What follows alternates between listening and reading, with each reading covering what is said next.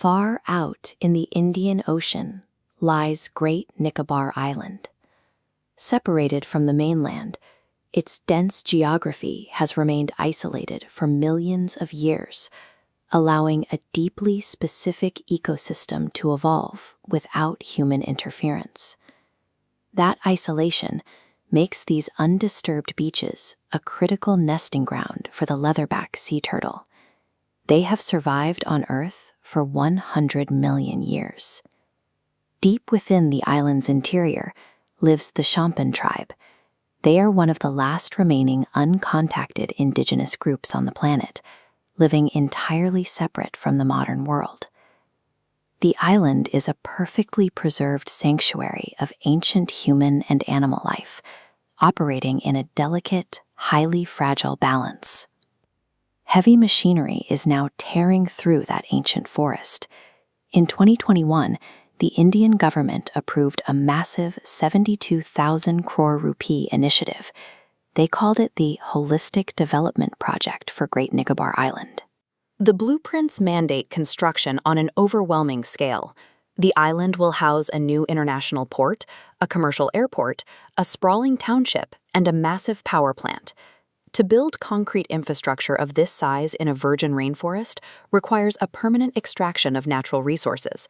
Someone and something has to pay the price.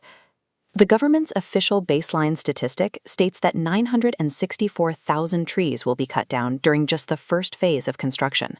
Official estimates claim under 1 million trees lost, but independent scientific projections warn the actual loss could reach 10 million. This destruction spans 130 square kilometers, wiping out protected portions of Galathea National Park.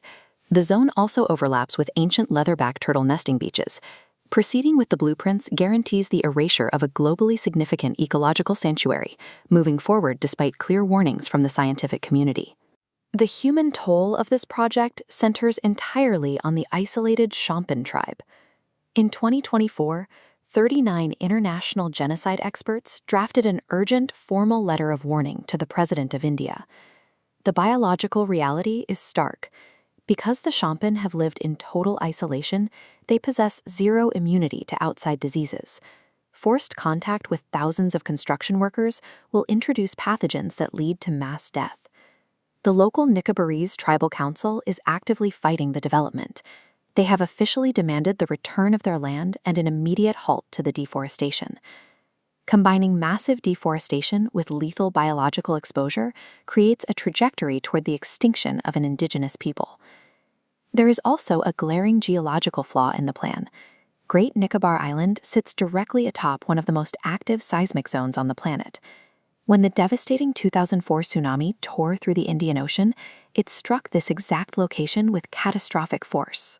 Sinking tens of billions of dollars into heavy infrastructure at the epicenter of a known natural disaster zone defies basic financial logic.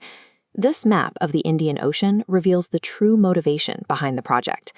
A heavy naval and commercial presence at Great Nicobar allows India to directly counter Chinese naval expansion in the region. An international port positioned this close to the Malacca Strait acts as a vital physical choke point for a massive percentage of global maritime trade.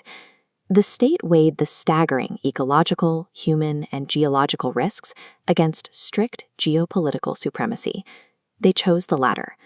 The narrative that the government simply misunderstands the environment fractured in October 2025 during hearings before the National Green Tribunal. Officials explicitly admitted to the tribunal that they are fully aware of the catastrophic impacts the construction will bring to the island. Even a former environment minister openly broke ranks, publicly condemning his own government's initiative as a Maha-ecological disaster. The erasure of Great Nicobar is a cold, calculated state decision, made with full knowledge of the consequences. We are trading a living, ancient ecosystem for the cold permanence of modern concrete and shipping lanes. It forces us to define the boundary between true national development and absolute destruction. Does a strategic foothold in the ocean justify erasing 10 million trees, a 100-million-year-old species, and an entire human tribe? Public awareness is the only remaining defense for the Shompen and their forest. Leave your thoughts in the comments, and if you believe this story needs to be heard, share this video.